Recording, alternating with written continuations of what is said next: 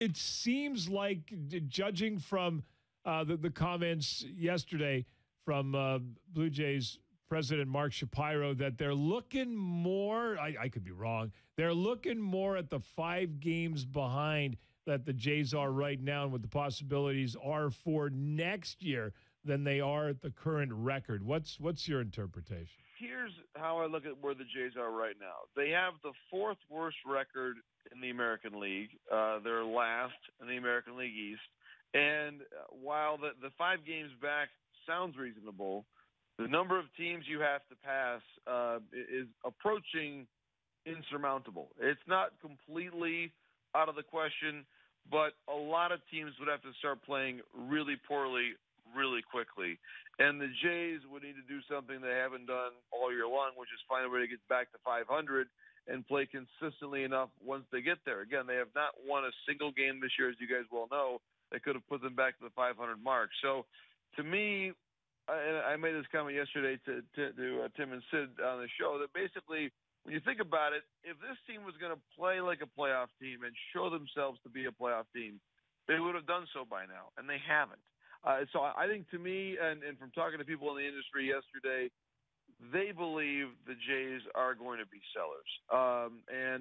Now, have they made this a formal declaration at this point in time? No, and Ross Atkins has not said this publicly yet.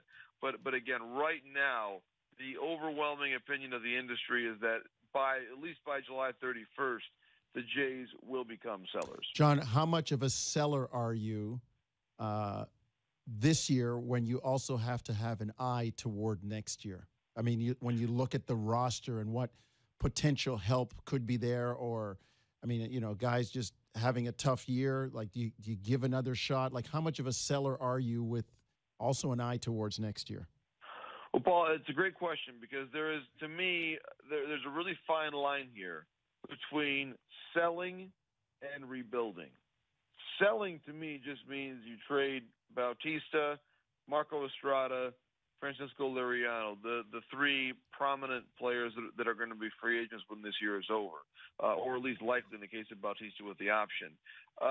Rebuilding means something else entirely. Rebuilding means that you would move Happ and Donaldson, or at least or Donaldson, and then maybe consider the possibility of moving a Stroman.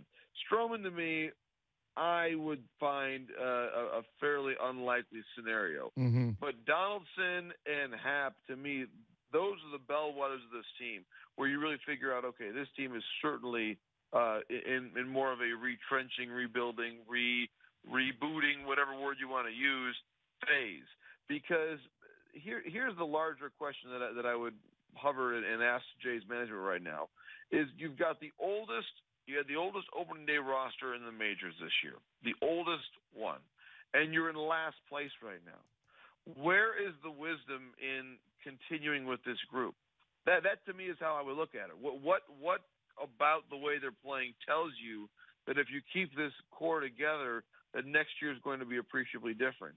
And if the answer to the question is they don't think it's going to be different or that much better, then you have to listen on Donaldson and you have to listen on Happ, because they both have significantly better trade value than what you would have with those free agents I mentioned, with Bautista and Liriano. John, do you cross the line then from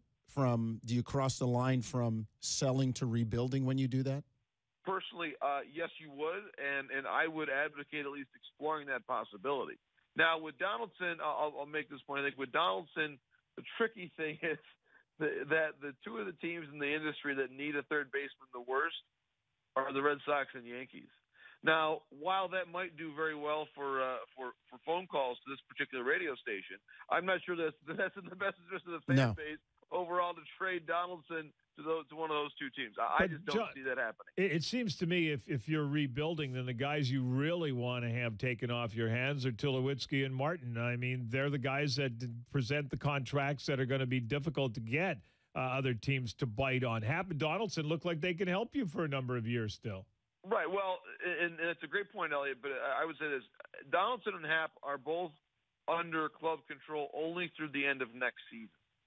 So that, to me, suggests that really if you don't think you're going to have a World Series caliber club next year, then it is prudent to listen on both those guys. And in Hap's case, I look at teams like the Astros as having a very good fit there for Hap.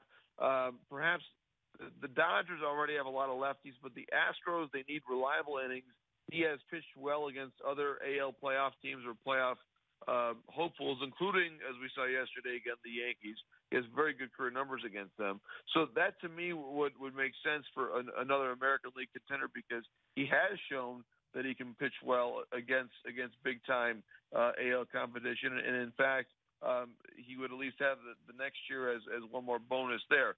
The Tulo contract, Elliot, to me, that contract is virtually unmovable unless it's part of a larger salary exchange, and I'm not saying it's going to happen because I don't think it's going to happen at all, but I'm just using it as an example. If the Jays call up the Tigers and say, hey, you take Tulo, we'll take Miguel Cabrera. It's something that's like a massively another deal that is almost immovable. That's the only way I see Tulo getting traded because, guys, he certainly helped the Jays get to the playoffs in at least the last 2 years. But his OPS plus, his overall offensive production, is below league average by a pretty decent margin since he came to the Jays. He's got an OPS plus of 93. And this year, of course, his OPS is well below 700. He has not been a good hitter. He just simply has not been a good hitter from almost the day that he arrived in Toronto. So his value, guys, right now is at a real low point. I just do not see any other team taking on that contract right now.